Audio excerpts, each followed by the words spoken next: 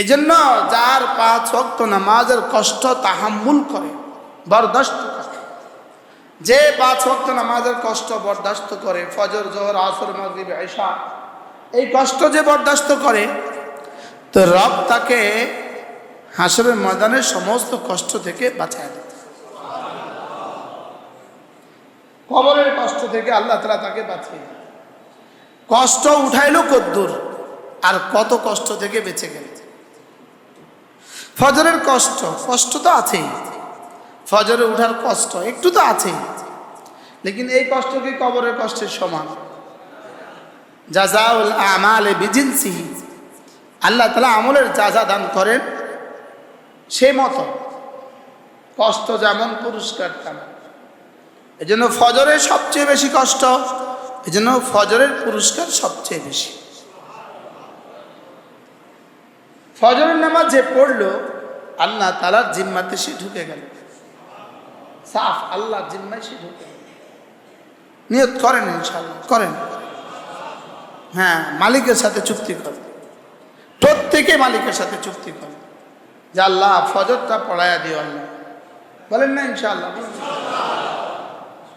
মান সাল্লা সালাতাল ফজরে ফাহুয়া ফি জিম্মাতিল্লাহ, যে ফজর পড়লো সে আল্লাহ তাআলার জিম্মাতে ঢুকে গেল। রাকাতা সালাতিল ফজরে খায়রুম মিনাদ দুনিয়া ওয়া মা ফিহা, ফজরের 2 রাকাত নামাজ দুনিয়ার মধ্যে যা আছে তার চেয়েও দামি।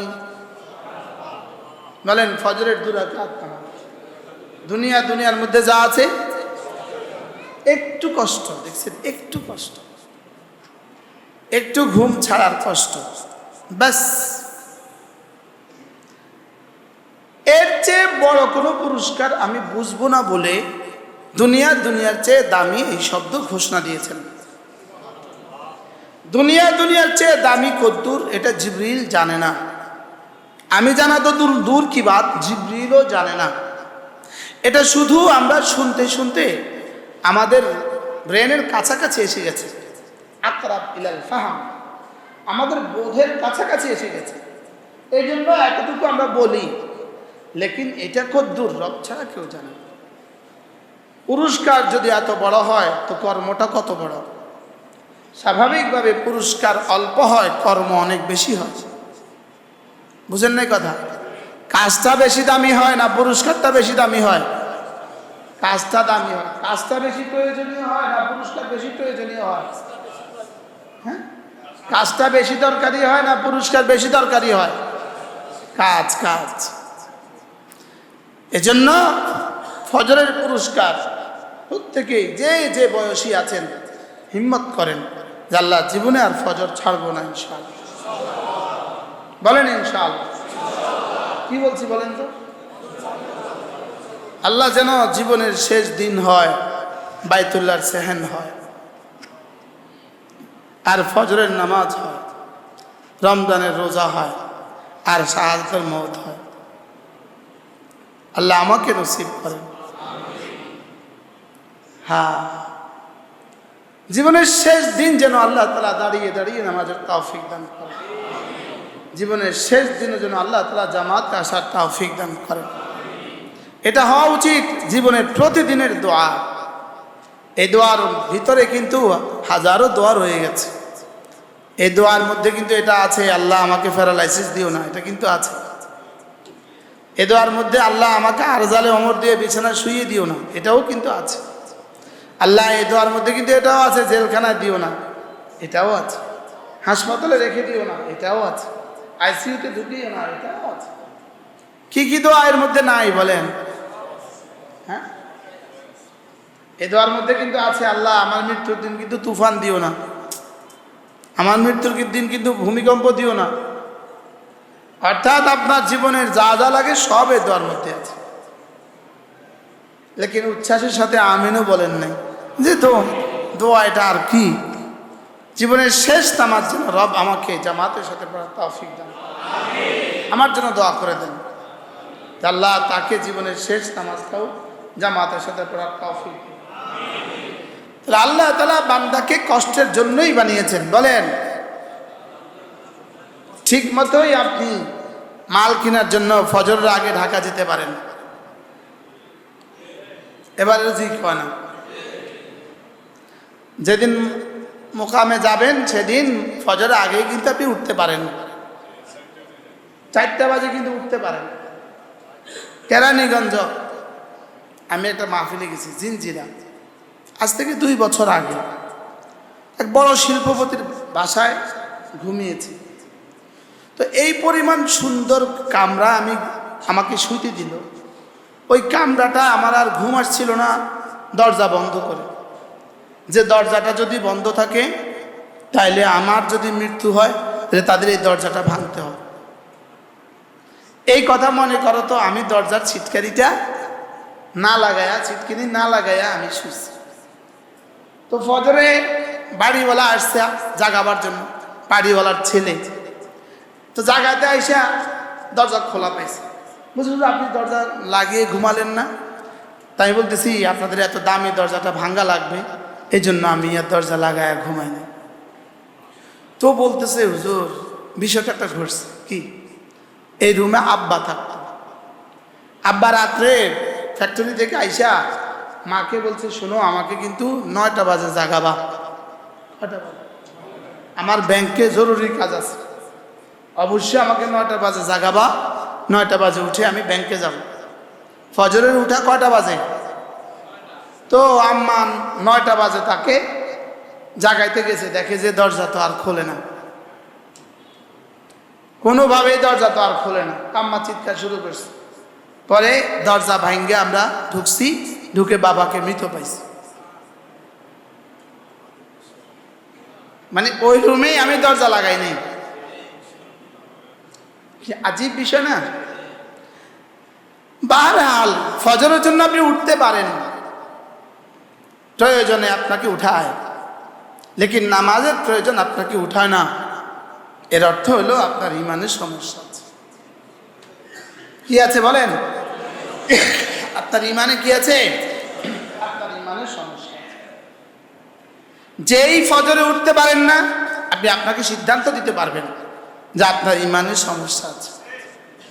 আর যে ফজরে উঠতে পারবেন, আপনিও আপনাকে ফতোয়া দিতে পারবেন যে আলহামদুলিল্লাহ আমি মুমিন।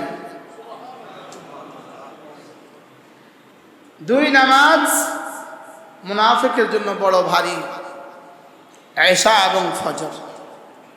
মুমিনের জন্য বড় সহজ। ফজর আর এশা হলো মুমিনের পরীক্ষা।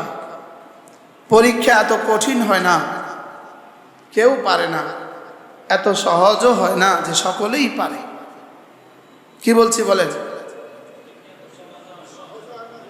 সকলেই পারে, আর এত কঠিন হয় না, কেউ পারে। এজন্য ফজর তো কঠিন, লেকিন সকলেই পারে না, বিষয়টা এরকম। রাত 2টা বাজে ঘরে যায় ঘুমাইতাম আব্বার সাথে, আব্বার পাশের রুমে। মাহফিল শেষ করে ঘরে গেছি 2টা বাজে, 3টা বাজে। ফজরে আজানের সঙ্গে সঙ্গে আব্বা জাগাইতো। এটা ভাবতো না যে ওরা একটু পরে উঠেই না।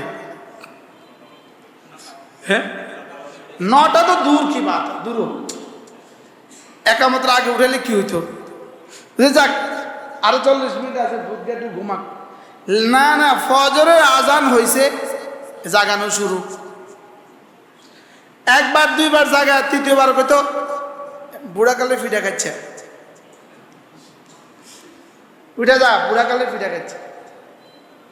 আল্লাহ আমার আব্বার খবরকে জান্নাতের টুকরো বানিয়ে।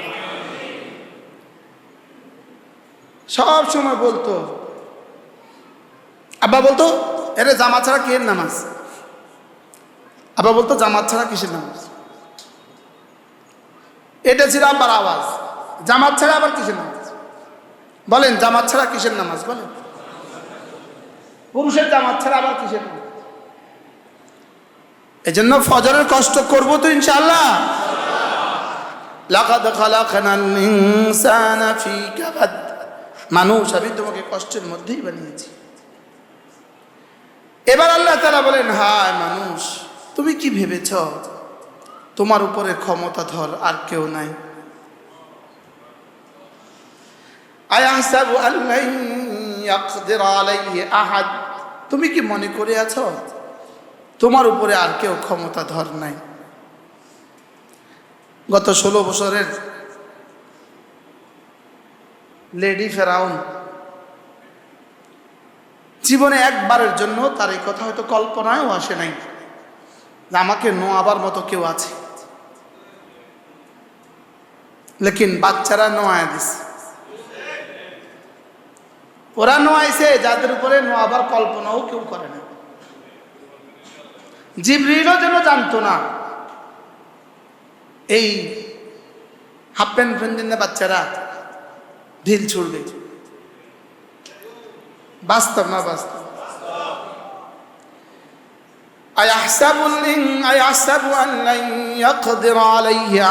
সে কি মনে করে আছে তার উপরে ক্ষমতাধর কেউ নাই? প্রত্যেকে ভাবা উচিত আমার উপরে আরেকজন আছে। বলেন বলেন বলেন, আমার উপরে কি আছে? ওরা যেমন ভাবে নাই, আমরাও না ভাবার কোনো কারণ নাই। এতটার পরেও মানুষ শিক্ষা নেয় না। যেই সে, বলেন না বাস্তব না বাস্তব? হ্যাঁ, যেই সে 16টা বছর এই পরিমাণ নির্যাতিত হয়ে আবার যেই সে, আবার যেই সে। বাস্তব না বাস্তব? চাঁদাবাজি করতে কেন কলিজা কাঁপে না? বলে আবার তো আসলে কি হবে, আবার ফিরে আসলে কি হবে?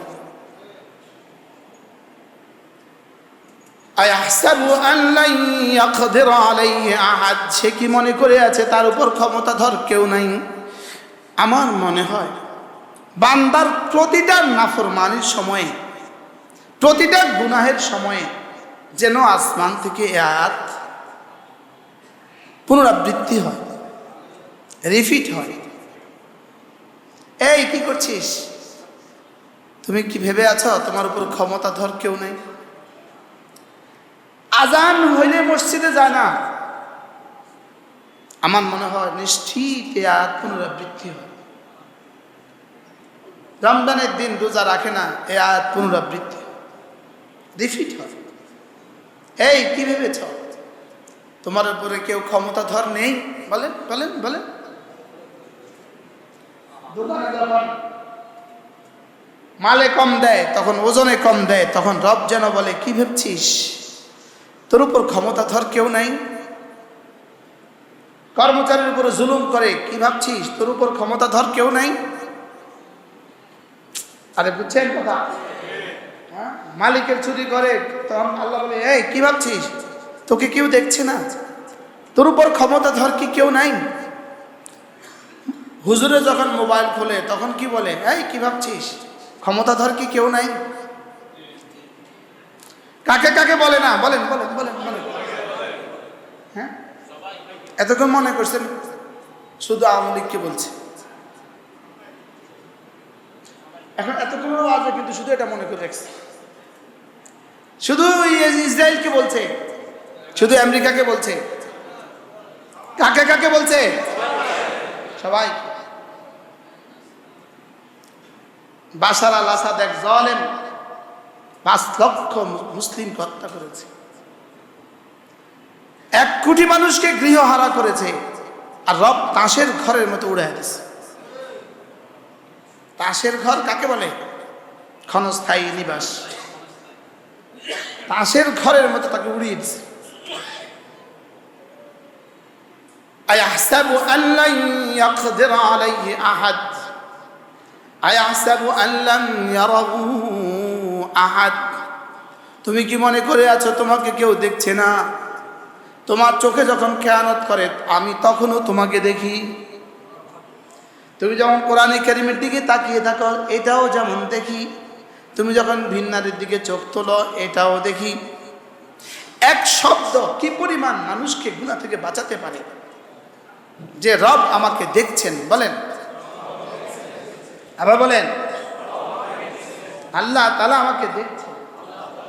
এটা একজন মানুষকে কি পরিমাণ সতর্ক করতে পারে। এই জন্য এটা কি পরিমাণ সতর্ক সতর্কতার এলার্ম। এই শব্দ আল্লাহ আমাকে দেখছেন, বলেন বলেন বলেন, আল্লাহ আমাকে, এটাকে কি বলে? সিফাত ইহসান। এটাকে কি বলে? ইহসান। যদি কারো কলিজায় এই কথা আসে, এটাকে বলে ইহসান। এটাকে কি বলে বলেন? বলেন আল্লাহ আমাকে দেখছেন। কোন কোন হালতে? হ্যাঁ, ঘরে, বাহিরে, মসজিদে, বিমানে, এয়ারপোর্টে। বাহ, তিনি আছেন সর্বত্র, সর্ব জায়গায়। আমি আমার চোখে আমাকে যা দেখছি না, আমার রব এর চেয়ে কোটি গুণে বেশি দেখছেন। আমি আমার যা জীবনে কখনো দেখি নাই, আমার রব জীবনে এক সেকেন্ডের জন্য বিস্মৃত হন নাই। আমি আমার নাকের ডগাই তো দেখি নাই। কি? নাকের ডাগাটা দেখা যায়। আমি আমার জিহ্বা দেখি নাই, দাঁত দেখি নাই, ভিতরের গুলো তো ভিন্ন কথা। যিনি আমাকে চোখ দিয়েছেন, যিনি পৃথিবীর 800 কোটি মানুষকে চোখ দিয়েছেন, যার কাছে এত দৃষ্টি ক্ষমতা আছে, দৃষ্টি দেয়ার ক্ষমতা আছে, তার দৃষ্টিশক্তি কেমন আছে বলেন? সৈয়দ বদরুজ্জামান নুরসি, বিখ্যাত লেখক, তুর্কি লেখক। তার তুর্কি ভাষার লেখাগুলো আরবি ভাষায় এখন কিতাব পাওয়া যায়। মিন রাসাইলে নুরসি, এর মধ্যে তিনি আজীব কথাটা লিখছেন। তুমি কিভাবে ভেবেছ তিনি তোমাকে দেখছেন না, অথচ তিনি তোমাকে চোখ দিয়েছেন? যিনি আমাকে চোখ দিয়েছেন, তিনি আমাকে কতটা দেখছেন বলেন, কথা বলেন। তাও আবার আমাকে চোখ দিয়ে আমাকে মুখতার বানান নাই। মুখতারের বাংলা কি বলবো? মানে সব জানতা আর সব পারার মতো বানান নাই। আমার চোখে দেখবে, আমার কানে শুনবে, ইচ্ছা করলে কানে দেখবে, চোখে শুনবে, এটা হবে না। হ্যাঁ, আর ইচ্ছা করলে আমি আমার চোখ দিয়ে জীবন ভর দেখবো, তাও হবে না। তিনি চাইলে আবার নিয়ে যেতে পারেন, পারেন না? পারেন না? রব যদি চোখ নিয়ে যান, তো কে তোমাকে চোখ ফেরত দিবে? রব যদি কান নিয়ে যান, তো তোমাকে কে কান ফেরত দিবে? তোমার হার্ট যদি রব নিয়ে যান, কে তোমাকে ফেরত দিবে? দেখতে দেখতে ফুসফুসে পানি হয়ে গেছে, সারা জীবনই তো পানি পান করলেন, এক লাগলো, হইল না, এখন হইল কেন?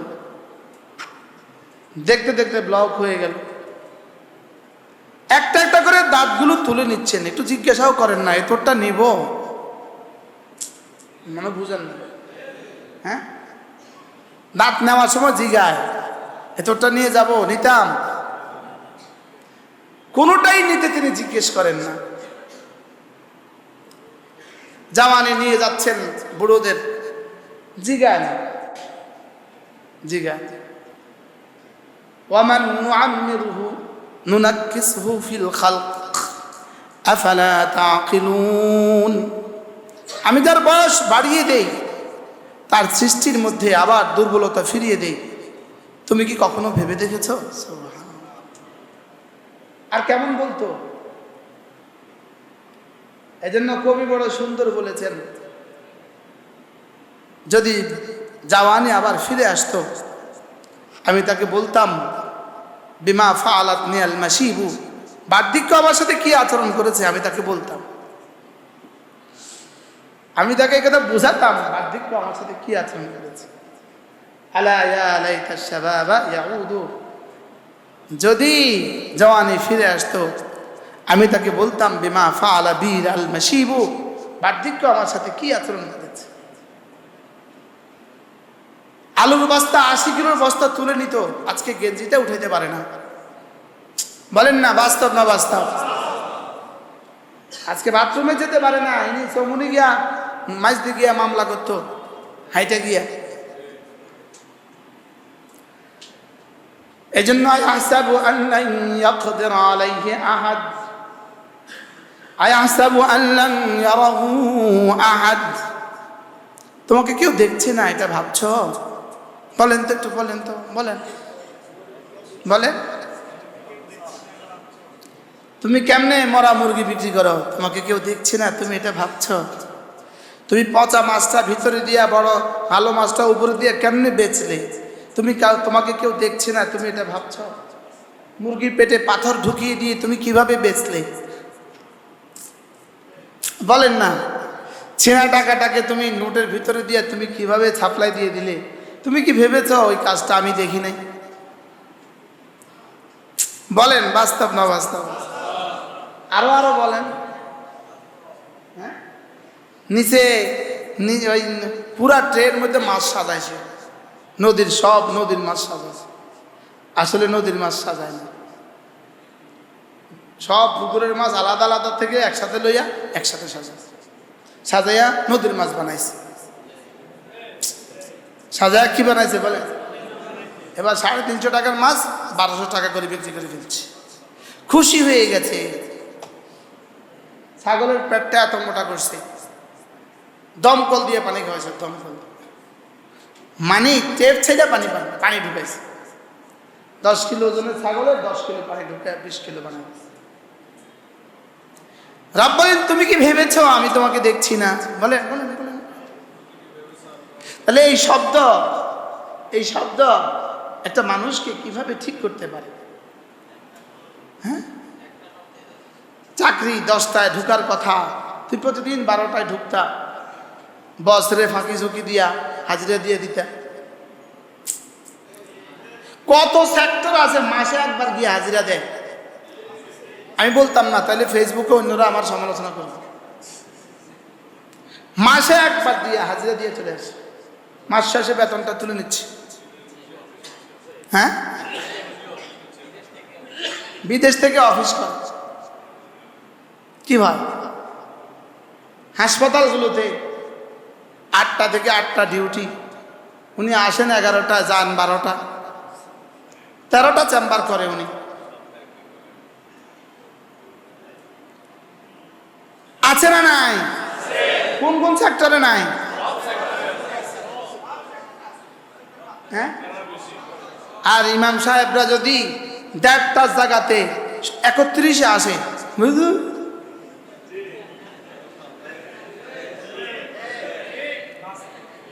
হ্যাঁ, এটা আল্লাহর বড় রহমত আম করে ঠিক রাখার লেগে। কি আজীব বিষয় না? আয়াহসাবু আল্লাম ইয়ারাহু আহাদ, সে কি ভেবেছে তাকে কেউ দেখে না? এই শব্দ আলহামদুলিল্লাহ আমার হৃদয়কে নাড়া দেয়। বলেন আলহামদুলিল্লাহ। এটা আমাকে মাঝে মাঝে মনে করায় আলহামদুলিল্লাহ। যদি আমাদের প্রত্যেকে মনে করায় তো এই শব্দ, বলেন সে কি মনে করে আছে আমি তাকে দেখছি না? নিশ্চয়ই আমি তাকে দেখি। ওয়ামা তাকুনু ফি শানিন ওয়ামা তাতলু মিনহু মিন কুরআনিন ওয়ামা তা'মালুনা মিন আমালিন ইল্লা কুন্না আলাইকুম শুহুদান ইস্তুফিদুনা ফীহি। তুমি যেখানেই থাকো না কেন, কোরআনে কারীমই পড়ো না কেন, তুমি যে হালতেই থাকো না কেন, আমি তোমার সাথে সাথে আছি। বাহ। ওয়ামা ইয়াযুবু আন রাব্বিক মিন মিসকালি দাররাতিন ফিল আরদ ওয়ালা ফিস সামা ওয়ালা আসগরা মিন যালিক ওয়ালা আকবারা ইল্লা ফি কিতাবিন মুবিন। এক জাররা থেকে ছোট যদি কোনো কিছু হয়, সেটা যদি আসমানেও হয়, সেটা যদি জমিনেও হয়, অথবা জাররা থেকে বড় কিছু হয়, জমিনেও হয় আসমানেও হয়, কোনোটাই আমার কাছে গোপন না, সব আমি কিতাবের মধ্যে লিখে রাখি। এই আয়াতের পর আয়াত কি? আলা ইন্না আউলিয়া আল্লাহ। তাইলে বোঝা গেছে এই কথাটা যার কলিজায় ঢুকে, সে না কোনো ইবাদত ছাড়ে না, সে না কোনো গুনাহ করে না, সে হয়ে যায় আল্লাহর ওলি। সূরা ইউনূস হয়ে গেলে তুমি আমার বন্ধু হয়ে গেলে। কেউ তোমার হাতে মুরিদ না হলেও তুমি বন্ধু, কে তোমাকে সালাম না দিলেও তুমি আমার বন্ধু, তোমার থাকার জায়গা না থাকলেও তুমি আমার বন্ধু। সুবহানাল্লাহ বলো। রাস্তার পাশে ঘুমায় তুমি আমার বন্ধু। পৃথিবীর কেউ তোমাকে জিজ্ঞেস করে না, লেকিন তুমি আমার বন্ধু হইতে কোনো অসুবিধা না। সুবহানাল্লাহ। একবেলা খায় তো একবেলা সবর করে না, তুমি আমার বন্ধু। الذين آمنوا وكانوا يتقون। তুমি না ঈমান আনবা, তাকওয়ার উপরে উঠবা। বলেন তাকওয়া। আমার একটা বই আছে তাকওয়া। তাকওয়া এখানে নাই আর কি, কিন্তু আমার লেখা আছে। আমার একটা লেখা বই আছে, নাম দিয়েছি তাকওয়া।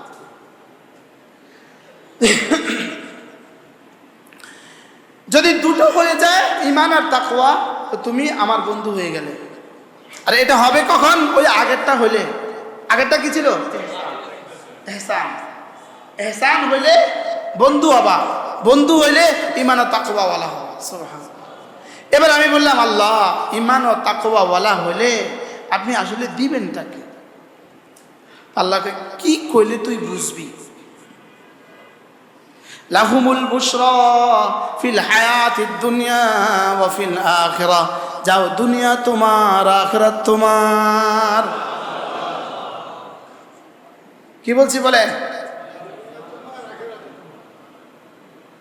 বলেন বলেন। দুনিয়া তোমার। পৃথিবীতে যত আল্লাহর ওলি ছিল, দুনিয়াতেও আল্লাহ তাদেরকে বঞ্চিত করেননি, আর আখিরাত আছে। আর যারা ঈমান ও তাকওয়া ছেড়ে দিয়ে দুনিয়া সাজিয়েছে, এরা কেউ টিকে না। কি বলছি বলেন? কতক্ষণে গাছের উপরে, কতক্ষণে জুতার নিচে। কি বলছি বলেন? গত 5 বছর এই শহরের ছবি কেমন ছিল, ওগুলো এখন কোথায়? কোথায়?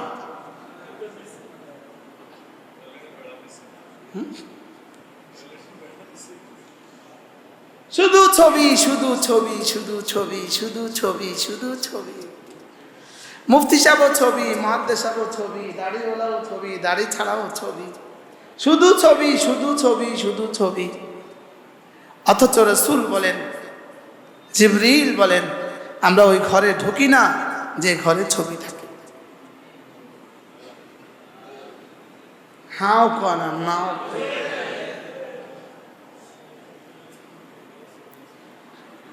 এই পোস্টার আর ওনার ঘরে রাখে না উনি। মানে আমরা ঘরে তো লাগাই না, গাছে এরা লাগাই। ঘরে তো লাগাই না, ফিলারে তো লাগাই।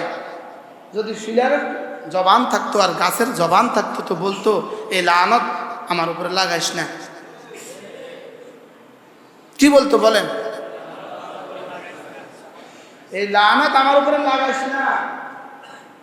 এই বিলবোর্ডের এই নগ্ন নারী, যদি এই বিলবোর্ডের এই ক্ষমতা থাকতো, এই বিলবোর্ড বলতো এই গজব আমার উপরে লাগাইস না, এই গজব আমার উপরে দিস না। এই বিলবোর্ড 1 টাকার সানসিল্ক বেচার জন্য এত বড় বিলবোর্ড দেয় নাই। এত নষ্ট হয়ে গেল কেন আকল? কেন ৭৪ বছরের নারীর ছবিটা দেয়া যায় না 30 বছরেরটা না দিয়া? আজকেরটা দেয়া যায় না 30 বছর আগেরটা না দিয়া? মানুষ কি বুঝে না এখন বুড়া না জওয়ান? এটাও যদি জাতি না দিত, কতই না উপকার হইতো জাতি, বেঁচে যেত জাতি, আর সাজিব থেকে রহমত নাজিল হতো। এই নারীর ছবি আমাকে কি দিল? নারীগুলোর ছবি আমার পোস্টারকে অলঙ্কৃত করলো না কলঙ্কিত করলো? আমার জাতিকে অলঙ্কৃত করে না কলঙ্কিত করে? হ্যাঁ, তাক লাগায় দিছে পৃথিবীকে, চায় না। তাক লাগায় দিছে পৃথিবীকে, করিয়া একটা ছবি নাই, কোন নেতার ছবি রাস্তায় নাই। ছবি সর্বস্ব ছাড়া এই জাতির জন্য রাজনীতি বলতে আর কোনো শব্দ নাই,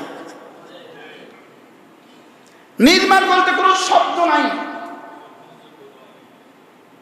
ক্রিয়েশন বলতে কোনো শব্দ নাই, সৃষ্টি বলতে কোনো শব্দ নাই। আর কি বলছি বলেন? আবিষ্কার বলতে কোনো শব্দ নাই, জাতির জন্য কল্যাণ বলতে কোনো শব্দ নাই, কল্যাণ জাতির জন্য কল্যাণকর কিছু বলতে কোনো শব্দ নাই। শুধু যেই বক্তৃতায় উঠে দেখবেন তার বক্তৃতার সময় হলো 10 মিনিট, সে 9 মিনিট শুধু বলেছে আরো এসেছেন অমুক, আরো এসেছেন অমুক, আরো এসেছেন অমুক, আরো এসেছেন অমুক। আপনার ঠিক না করলেও তো ঠিক। আপনি শুনেন কালকে রাস্তায় এখানে যে মিছিল হবে, মিটিং হবে, এর মধ্যে কি কি বলে। একটা বার এটা বলে না চলো এই রাস্তার যত ময়লা আছে সব আমরা পরিষ্কার করে দেই। একটা বার এটা বলে না চলো এই শহরের সমস্ত অসহায় মানুষের মুখে অন্ন তুলে দেই। একটা বার এটা বলে না কোনো বিধবাকে আর রাস্তায় ভিক্ষা করতে দিব না, চলো। একটা বার এটা বলে না এতিম বাচ্চাদের পড়াশোনার ব্যবস্থা করে দাও।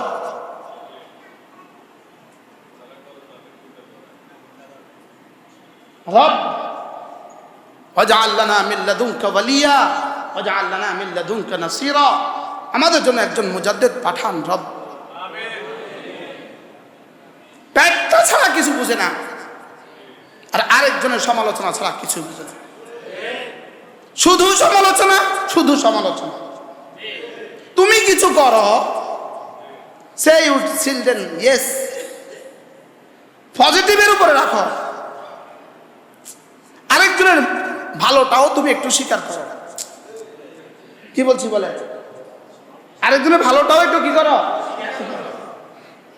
না, একটাই চিন্তা, পোস্টার পোস্টার পোস্টার। যাক, হাজারো প্রিন্টিং প্রেসের বাণিজ্যের একটা রাস্তা খুলছে, এটা অবশ্যই একটা দিক আছে। তাহলে আল্লাহ আমাকে দেখছেন না দেখছেন না? হ্যাঁ, এই ছবি তোলা দেখছেন, এই ছবি তুলতে গিয়া কি পরিমাণ করেছেন সব জানেন। কোন ফান্ডে টাকা দিয়ে ছবি তুলছেন এটাও রব জানে। কোন টাকা দিয়ে এই ছবি তুলছেন এটাও রব জানে। আল্লাহ আমাদের সবাইকে হেফাজত করেন। বলেন চলেন কু আনফুসাকুম ওয়া আহলিকুম নারা, নিজে বাঁচেন, সেভ দ্য হিমসেলফ, নিজেকে নিজে বাঁচান। বলেন বলেন বলেন, নিজেকে নিজে কি করেন? নিজেকে নিজে বাঁচান। ব্যাস, প্রতিপক্ষকে মারো, কোনো অসুবিধা নাই, প্রতিটা মায়ের জায়েজ। মনে বুঝেন নাই? প্রতিপক্ষকে মারতে পারলে কোনো অসুবিধা নেই, সব জায়েজ। প্রতিপক্ষকে হত্যা করতে পারলে সব জায়েজ।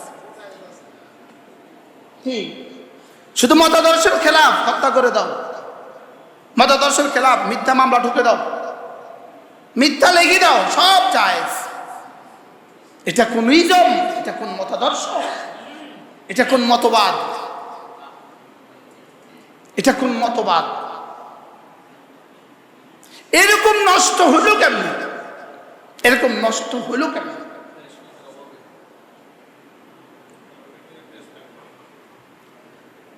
আয়াহসাবু আন লাম ইয়ারাহু আহাদ, শুধু রব আমাকে দেখছেন এটা নাই। বলেন কি বলছি বলেন? এটা যার যা মন চায়। এই মুহূর্তে আমার বিরুদ্ধে একটা মামলা আছে, মামলা আগের মামলা। মামলাটা হলো ঠিক শুক্রবার বেলা 1:30টার সময় বাইতুল মোকাররমের দক্ষিণ গেটে আমি তাকে হকি স্টিক দিয়ে বাড়ি দিয়ে আমি তার হাত ভেঙে ফেলছি। তো লিখতে লেগছে শুক্রবার 1:30 বাজে। হিসুম খতিব কোন জায়গার থাকে?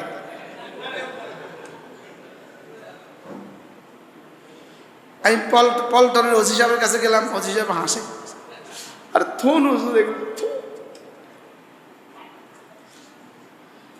কি বলছি যে এই মিশাটা কেমনে লিখলো?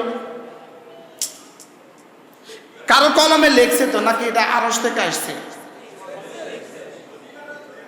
হ্যাঁ না, শনিবারে লেখে তো ছিল, কিন্তু লেখছে কি বারে? শুক্রবার। দেখ, আমার জীবনে আমি বাইতুল মুকাররমের দক্ষিণ গেটে কোনোদিন কোনো মিছিলে যাই না, অদ্যবধি। স্বাভাবিক, এমনিই তো আমি মিছিলে যাই না। আর যেই মামলা আমি গ্রেপ্তার হয়েছি ওটা হলো সাভার ফুলবাড়িয়া বাস স্টেশনে হামলার পরিকল্পনাকারী। আমার জিগায় ফুলবাড়িয়া হামলা হয়েছে, এটা আমি কি ফুলবাড়িয়া কোথা? সাভার। আমি কি সাভার কোথাও? তখন আমি সাভারও যাই নাই। কেউ না কেউ লিখছে না, আপনি তাকে কি হাসরের মধ্যে জিজ্ঞাসা করবে? হ্যাঁ, তাহলে যে কোনো মামলা আপনি যে কোনো শব্দ লিখে দিতে পারবেন। আছে হাসরের ময়দানে, আছে না নাই? হ্যাঁ,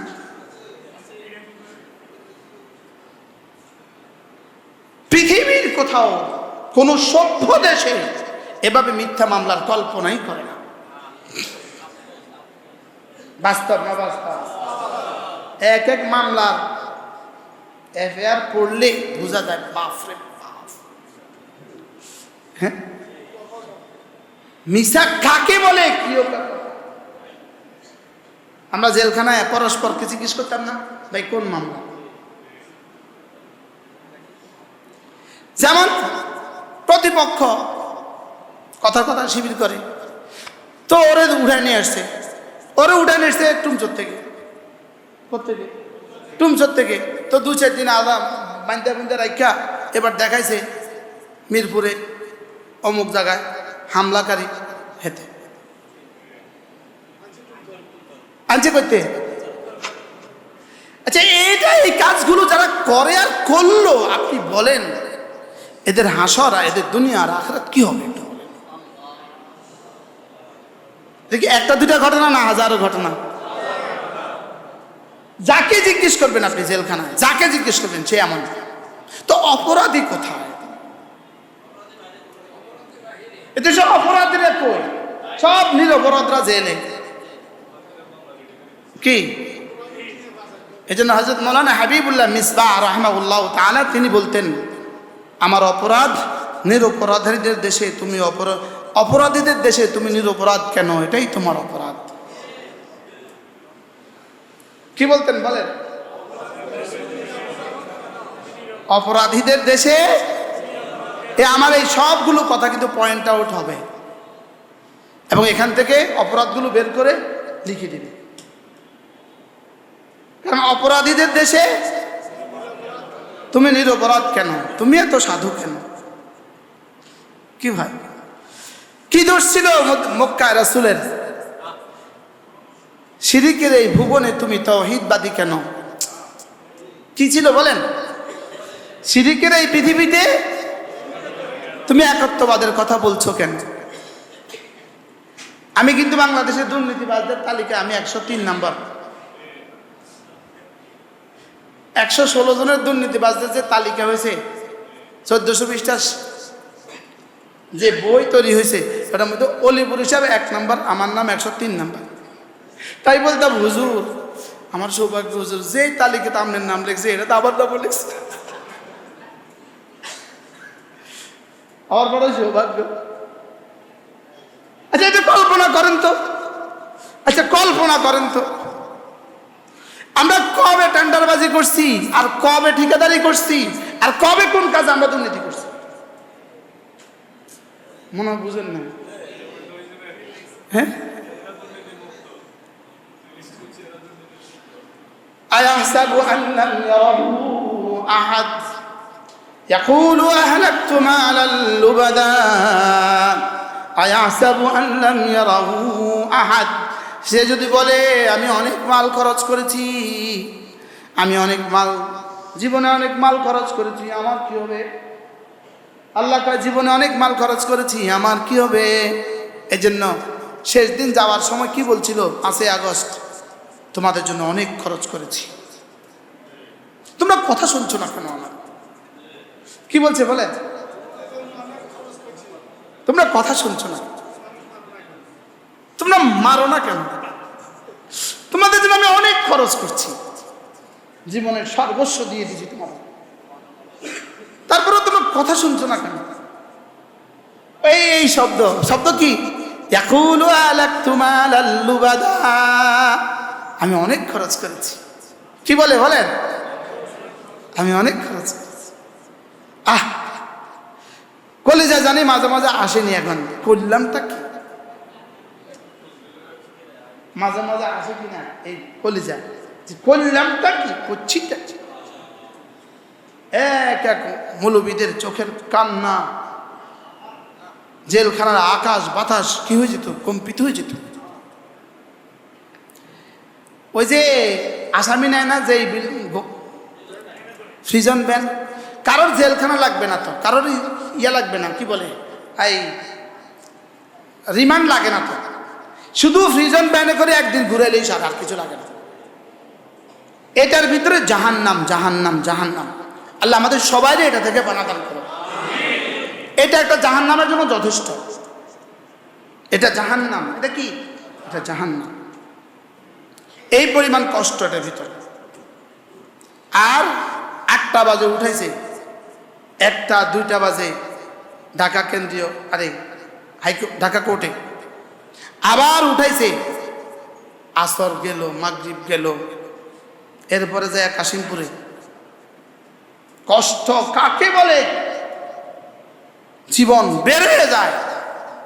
এই সময়ের যে দোয়াগুলো ছিল 16 বছরে, এই দোয়াগুলো সব জমা হয়েছে। কি হয়েছে বলেন? এই সব দোয়া, চোখের পানি যা আছে সব জমা হয়েছে। তো গান জুটিটা যখন এইটার ভিতরে গাঞ্জা খাইতেছে, তখন আমাদের কি অবস্থা ছিল? ধোঁয়া তো বের হওয়ার জায়গা নেই, এটার মধ্যে যখন বিড়ি খাইতেছে, তা আমাদের কি অবস্থা ছিল? জেলে গেছেন নেই? আল্লাহ বাঁচাইছে।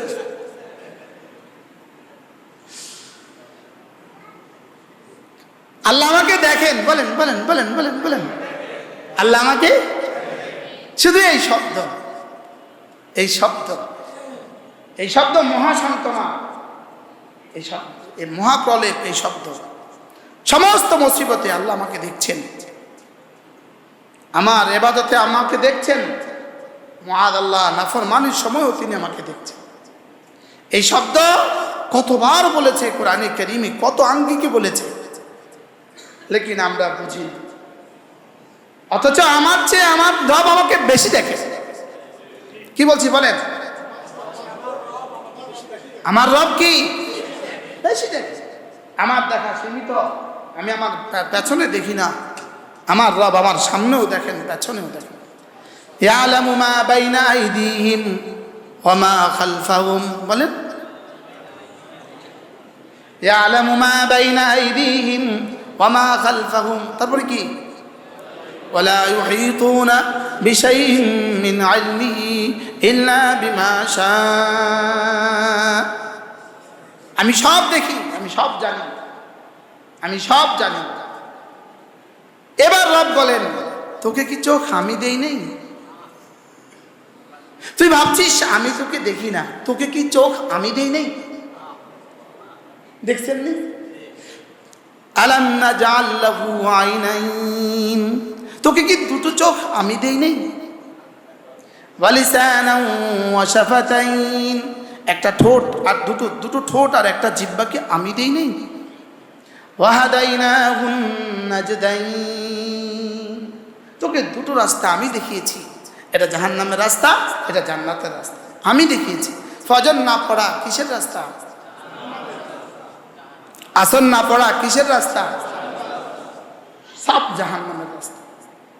বসছেন দোকানে, আসলেন না মসজিদে, সাপ যেন আপনি জাহান্নামেই বানালেন, নিজের দোকানটাকে জাহান্নামেই বানালেন। আর ছুটে আসছেন মসজিদে, আপনি আপনার দোকানকে আর জীবনকে ফুলের বাগান বানালেন।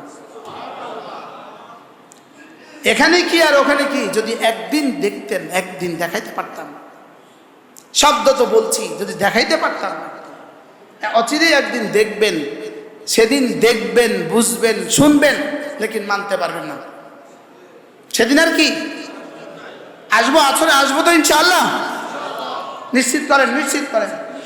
5 ওয়াক্ত নামাজ নিশ্চিত করেন। দোতলা, 3তলা, 4তলা যারা আছেন নিশ্চিত করেন। কেমনে বললে আচ্ছা 5 ওয়াক্ত মসজিদে আসবে? কিভাবে বললে? হ্যাঁ, আলাম নাজআল লাহু আইনাইন ওয়া লিসানান ওয়া শাফাতাইন ওয়া হাদাইনাহুন নাজদাইন। শেষ। এবার রব বলেন, এতটা সুন্দর করে তোকে বলেছি, তুই কি মুক্তির ঘাটিতে, ঘাটি ঘাটি ঘকার ঘাট ঘাটি, তুমি কি নাজাতের ঘাটিতে ঢুকবা না? আল্লাহর আযাব থেকে বাঁচার ঘাটিতে কি তুমি ঢুকবা না? বলেন বলেন বলেন। আল্লাহর আযাব থেকে বাঁচার ঘাটির মধ্যে কি তুমি ঢুকে যাবা না? নিরাপদ আস্তানা কি তুমি ঢুকবা না? নিরাপদ ঠিকানা কি তুমি ঢুকবা না, যেটা তোমাকে আযাব থেকে বাঁচাবে? সুবহানাল্লাহ বলেন। নামাজ, রোজা, হজ, যাকাত সহ দ্বীনের প্রতিটা কাজ জাহান্নাম থেকে বাঁচার ঘাটি। জাহান্নাম থেকে বাঁচার কি বলেন? তাহলে আসরের মসজিদে চলে আসলেন, দোকান থেকে আসা, এটা হলো নাজাতের ঘাটি, আর ওটা হলো জাহান্নামের ঘাটি। কি শুধু কি দোকানের কথা না, ঘরের কথাও একই কথা?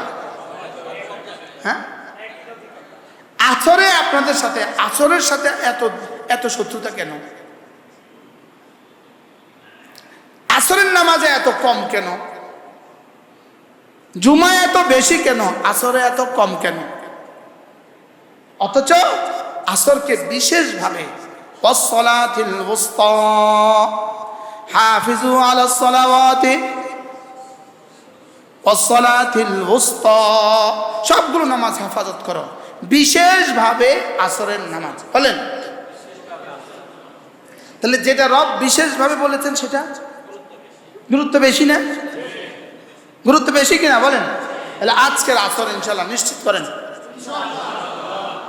ঘরে না বাড়িতে না মসজিদে?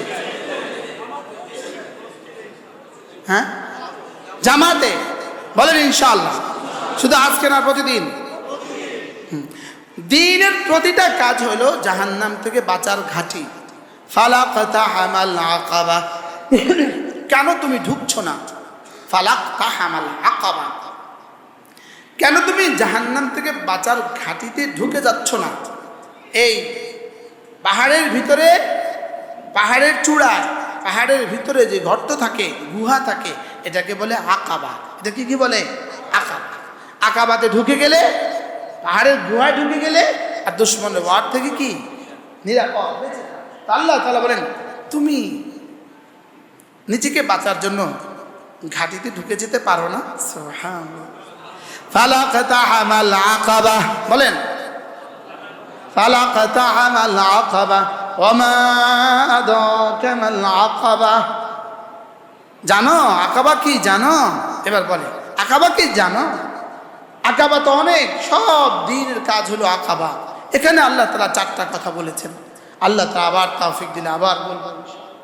আল্লাহ আমাদের সকলকে দ্বীনের প্রতিটা কথা মানার, বোঝার তৌফিক দান করেন। পুরো কোরআনে কারীমের রং দিয়ে আমাকে রঙিন করে দেন। কোরআনে কারীমের আলোয় আমাদেরকে কি করে দেন? আলোকিত করে দেন। সুবহানাল্লাহি ওয়া বিহামদিহি, সুবহানাকাল্লাহুম্মা ওয়া বিহামদিক, আশহাদু আল লা ইলাহা ইল্লা আনতা, আস্তাগফিরুকা ওয়া আতুবু ইলাইক। মাঝে মাঝে ইউটিউবে সার্চ দিবা ফারুক আইএম টিভি, ফারুক, মাঝে মাঝে ফারুক আইএম টিভি দিবা, একটা ওয়াজ সুন্দর।